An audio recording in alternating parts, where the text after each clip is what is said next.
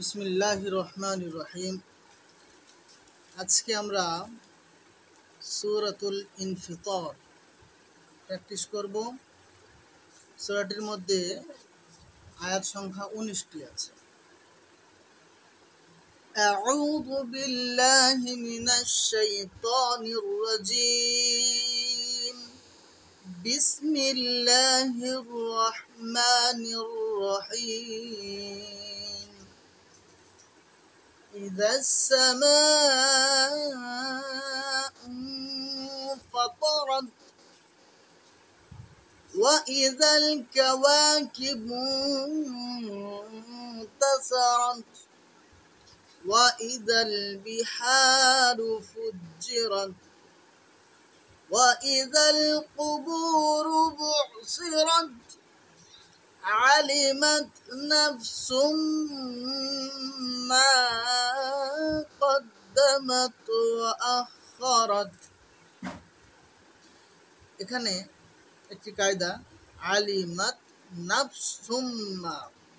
এখানে সুম, এখানে তানমিনের পরে আছে মিম। আমরা নিশ্চয় বুঝতে পারছি যে তানমিনাত নুন সাকিনের মোট 4টি কায়দা, ইজহার, ইকফা, ইকলাব, ইদগাম। এর মধ্যে ইদগামের ভাগে আছে 6টি অক্ষর, সেটি হলো রলাম, ইয়া ও মিম নুন। তো ইয়া ও মিম নুন এটা হচ্ছে বিল গুন্না, অর্থাৎ গুন্না হবে। আর রলাম যদি হয় তানমিন অথবা নুন সাকিনের পরে, সেখানে গুন্না হবে না। তো এখানে আমরা দেখতে পাচ্ছি তানমিনের পরে আছে মিম, অর্থাৎ গুন্না হবে। যেমন নাফসুম। এখন একটা বিষয়, গুন্না আমরা শুনেছি টান 1 আলিফ, 2 আলিফ, 3 আলিফ, 4 আলিফ, 5 আলিফ এমন হয়, কিন্তু গুন্না কেমন হয় আমরা সবসময় মনে রাখবো, গুন্না 1 আলিফই হয়। গুন্না সর্বদা 1 আলিফই হয়। গুন্না 1 আলিফের অধিক হয় না, আর কমও হয় না। ঠিক আছে, তাহলে নাফসুম মা قدمت وأخرت يا أيها الإنسان ما غرك بربك الكريم। এখানে আমরা ইয়া অনেকক্ষণ টান দিয়েছি। এটার কারণ হচ্ছে আমরা এটাকে মাদ্দা মুনফাসিল বলছি। মাদ্দা মুনফাসিল হওয়ার কারণটা হচ্ছে যে হুরফে মাদ্দার পর এটা লম্বা হামজা দেখতে পাচ্ছি, সেই কারণে আমরা এটা মাদ্দা মুনফাসিল বলছি। অনেকে হয়তো বুঝতে পারছেন না যে এটা হুরফে মাদ্দা কোথায়। হ্যাঁ, এটা তো আমি খাড়া জাবার দেখছি। হ্যাঁ, খাড়া জাবার আমিও দেখছি, কিন্তু আমরা এটা ভিতরে দেখছি যে খাড়া জাবার আলিফ মাদ্দার সমতুল্য। একটা খাড়া জাবার তৈরি হয় একটা জাবার ও একটা আলিফ দ্বারা। একটা খাড়া জের তৈরি হয় একটা জের ও একটা ইয়া সাকিন দ্বারা। একটা উল্টা পেশ তৈরি হয় একটা পেশ ও একটা অল সাকিন দ্বারা। তো সেই হিসেবে এটা আলিফ মাদ্দা। ঠিক আছে, আলিফ মাদ্দার আর একটা রূপ এটা। তো সেই কারণে তারপরে হামজা দেখতে পাচ্ছি, লম্বা হামজা, এটা আমরা মাদ্দা মুনফাসিল বলছি। তো এটা 4 আলিফ পরিমাণ টান দিয়ে পড়তে হয়। আইয়ুহাল ইনসান, ইনসান এটা নুন সাকিনের পরে সিন থাকার কারণে আমরা হিসেব পেয়ে যাচ্ছি যে এটা ইকফার অক্ষর। ইকফার 15টি অক্ষরের মধ্যে সিন আছে। কি কি সেই 15টি অক্ষর? তা, সা, জিম, দাল, জাল, জা, সিন, শিন, সদ, দদ, ত, জ, ফা, কফ, কাফ। এই 15টি অক্ষরের মধ্যে সিন আছে। তো সেই কারণে আমরা ইকফা করে পড়ছি। ইকফা আমরা বলেছি বারবার, ইকফা হচ্ছে যে ইদগাম ও ইজহারের মধ্যবর্তী মাঝামাঝি যে সাউন্ড, যে আওয়াজ, এই আওয়াজকে আমরা ইকফা বলবো। হ্যাঁ, পরিষ্কার করে উচ্চারণও করব না, আর একদমই মানে সুন্দর করে গুন্নাও করবো না। ওই মাঝামাঝি যেটা উজ্জ আবচা, এই আওয়াজটাকেই ইকফা বলা হয়। তারপরে আরেকবার পড়ছি, ইয়া আইয়ুহাল ইনসানু মা গররাকা বিরাব্বিকাল কারীম الذي خلقك فسواك فعدلك الذي এখানে আলিফের উপর জাবার নেই, কিন্তু তারপরেও আমরা জাবার দিয়ে পড়ছি, বিশেষ কোনো কায়দা নেই। কিন্তু এর সিস্টেমটাই হচ্ছে যে কোনো যদি আয়াতের শুরুতে আলিফ থাকে এবং সেখানে কোনো হারাকাত নেই, সেই কারণে পড়াটা মুশকিল হচ্ছে, এই ক্ষেত্রে আমরা আলিফের উপর জাবাত দিয়ে পড়ব। এটাই এর কায়দা, এটাই এর সিস্টেম। জি, এটা তো আপনারা বুঝতেই পাচ্ছেন যে ইয়া সাকিনের আগে জের আছে বা জেরের পরে ইয়া সাকিনা যেটাই বলেন থাকার কারণে সময় দিয়ে টান হবে। ঠিক আছে, এটাই কায়দা। الذي خلقك فسواك فعدلك في أي صورة ما شاء ركبك তিম্মা, এটা বানান করার সময় অনেকে ভুল করে, এটা আমরা এর আগেও বলেছি বারবার। যে তানমিনের সঙ্গে যদি কাউকে মিলাতে হয়, মানে তানমিনকে যদি কারোর সঙ্গে মিলাতে হয়, সেই ক্ষেত্রে তানমিনের দুই জাবার দুই জের দুই পেশ কি আমরা এক জাবার এক জের এক পেশ ধরবো। কারণটা কি? কারণটা এটাই যে যে তানমিনের পর তানমিন মানে হচ্ছে দুই জাবার দুই জের দুই পেশ। এখানে দুই জাবার দুই জের দুই পেশ বলতে এর মধ্যে আমাদের কিন্তু জেনে রাখতে হবে যে একটা নুন সাকিন আছে, এই একটা জের আছে, দুটো জের আছে, তার মধ্যে মনে রাখতে হবে দুটো জেরের মধ্যে একটা জের নুন সাকিনের বদলে।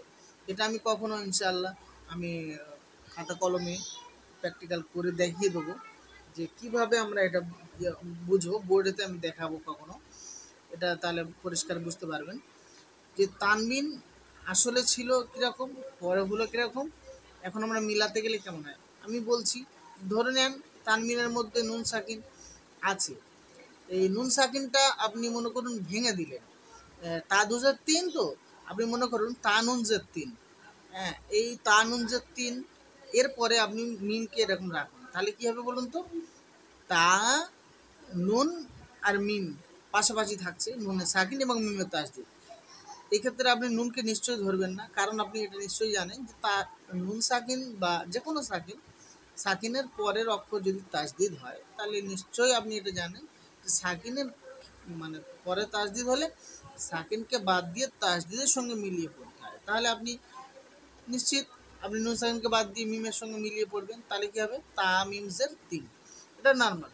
এটা আমরা যে একটা জের বাদ দেবো সেটা এমনি এমনি নয়, সেটা এই কারণেই বাদ দেবো সেটা নুন সাকিনের বদলে যে জেরটা দেওয়া হয়েছে, অর্থাৎ আমরা নুন সাকিনকেই বাদ দিলাম, আমরা যেন নুন সাকিনকেই বাদ দিলাম এরকম। তো এটাই হলো সিস্টেম। কেউ যদি এরকমভাবে বানান করে যে তা মিম দুজের তিন, এটা ভুল উচ্চারণ। তা মিম দুজের তিন কেন হবে? তা দুজের তিন হয়, তাহলে তা মিম দুজের তিন হবে না, তিন হবে কেন? তো অন্য একটা উচ্চারণ হবে, অতএব এটা ভুল। সঠিকটা হলো কি, পরিষ্কার আমরা যেটা সহজে বুঝি সেটা হলো তা মিমসের তিন, নুন সাকিনের পর যদি তাসদিদ হয় তাহলে স্বাভাবিকভাবে নুন সাকিনকে বাদ দিয়ে আমরা তাসদিদের সঙ্গে মিলিয়ে পড়ি, হয়ে গেল। তাছাড়া এটা কায়দার নাম হচ্ছে ইদগামে বিল গুন্না। তানমিন অথবা নুন সাকিনের পরে ইয়া ওয়া মিম নুন, এই অক্ষরগুলির মধ্যে কোনোটা হলে ইদগামে বিল গুন্না হয়, আমরা জানি এখানে গুন্না করে পড়তে হয়। তাহলে আরো একবার, في أي صورة ما شاء ركبك كلا بل تكذبون بالدين وإن عليكم لحافظين। ওয়াইন্না, এখানে ওয়াইন্না, ইন্নাটা কি কায়দা? ইন্না এখানে নুনের তাসদিদ আছে, আমরা জানি নুন এবং মিমের উপরে তাসদিদ হলে ওয়াজিব গুন্না হয়। তো সেখানে আমরা গুন্না করব, খাস করে বিশেষ করে গুন্না করব, যেমন এটাকে ওয়াজিব বলা হচ্ছে। কিরামান কাতিবিন ইয়ালামুনা মা তাফআলুন إن الأبرار لفي نعيم। القلم ইন্নাল আবরারা লাফি নাঈম ওয়া ইন্নাল ফুজ্জারা লাফি জাহিম يصلونها يوم الدين وما هم عنها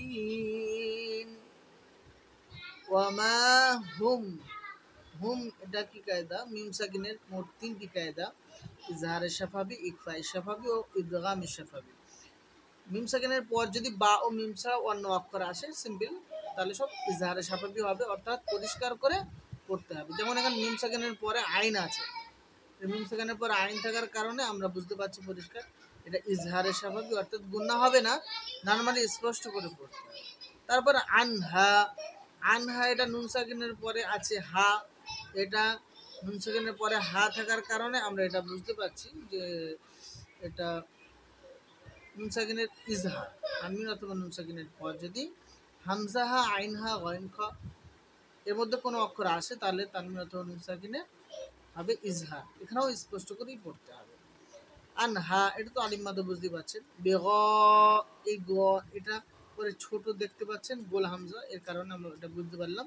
যে মাদ্দে মুত্তাসিল এখানে আমরা 4 আলিফ পরিমাণ টান দেব সে কারণে আমরা এখানে টান দিচ্ছি ইবিন এইখানে যে টানটা দিচ্ছি অনেকে বলবে ইয়া মাদ্দা আমরা এটা নিশ্চয়ই জানি ইয়া মাদ্দার এক আলিফ টান হয় কিন্তু এখানে যে আমরা টানটা দিয়েছি এটা কিন্তু এক আলিফ নয় 2 বা 3 আলিফ হবে তো এটা একটা কায়দা আছে এটা এর নাম হচ্ছে যে এটির নাম হলো মাদ্দা আরিজ ওয়াকফি এখানে এটাকে হুরফে মাদ্দার পর যদি ওয়াকফ করতে হয় হুরফে মাদ্দার পর যদি ওয়াকফ করতে হয় হুরফে মাদ্দার উপরে নয় হুরফে মাদ্দার পরে যদি ওয়াকফ করতে হয় সেই ক্ষেত্রে আমরা 3 আলিফ বা 2 আলিফ দিয়ে টান দিয়ে আমরা ওয়াকফ করব এক আলিফ পরিমাণ টান দেওয়া চলবে জায়েজ আছে তাহলে আমরা বুঝতে পারলাম এটা মাদ্দা আরিজ ওয়াকফি সেই কারণেই আয়াতের শেষে আমরা একটু বেশি করে টান দিয়ে ছাড়ি তাহলে হয়ে গেল একবার وما هم عنها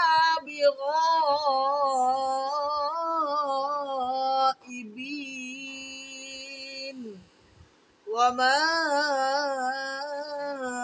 أدراك ما يوم الدين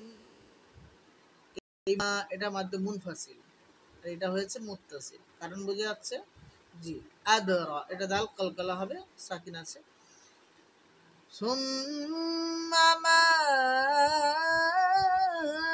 আদরাকা মা ইয়াউমুদ্দিন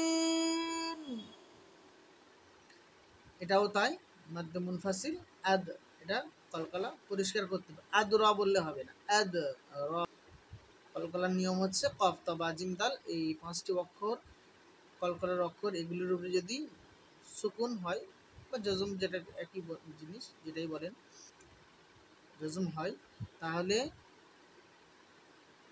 এদের আওয়াজ মাখরাজে ধাক্কা লেগে ফিরে আসে আদ র আদ আদ হ্যাঁ এইভাবে তারপরে ইয়াউমা লা তামলিকু নাফসুন লিনাফসিন শাইআ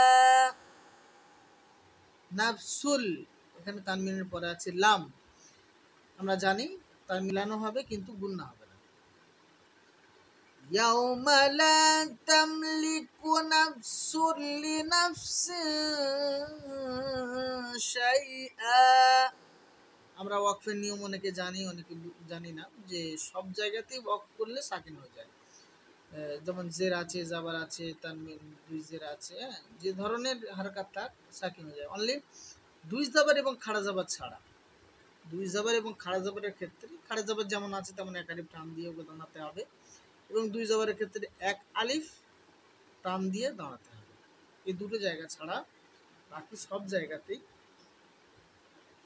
ওয়াকফ করলে সাকিন হয়ে যায় এবং গোল তায়ের ক্ষেত্রে ওয়াকফ করলে হা সাকিন হয়ে যায় এটাও একটা ইম্পর্টেন্ট ব্যাপার গোল তায়ের উপরে ওয়াকফ করলে হা সাকিন হয়ে যায়। তারপরে ওয়াল আমরু ইয়াউমাইযিল লিল্লাহ, এটাও তাই, তানবিনের পরে আছে লাম, সে কারণে এটা ইদগামে বিলা গুন্না যেটা এখানে হয়েছে। ওয়াল আমরু ইয়াউমাইযিল লিল্লাহ, লা কেন হচ্ছে? আল্লাহ শব্দের লাম শব্দের আগে আছে জের। আমরা জানি জাবার অথবা পেশ ছাড়া জের যদি হয় তাহলে হবে লা, এবং জাবার অথবা পেশ যদি হয় আল্লাহ শব্দের লাম মুশাদ্দাদ, অর্থাৎ এই যে লামে তাসদিদ আছে মিডিলের যে লামটা, যার উপরে খাড়া জবর আমরা দেখতে পাচ্ছি, এই লামটাকে মেন মানে বলা হয় যে এই লাম মুশাদ্দাদ, এই লাম মুশাদ্দাদের আগে যদি জাবার কিংবা পেশ থাকে তাহলে আমরা ল পড়বো, আর যদি জেদ থাকে তাহলে আমরা লা পড়বো। ঠিক আছে, আর একবার ওয়াল আমরু ইয়াউমাইযিল লিল্লাহ সাদাকাল্লাহু মাওলানাল আযীম।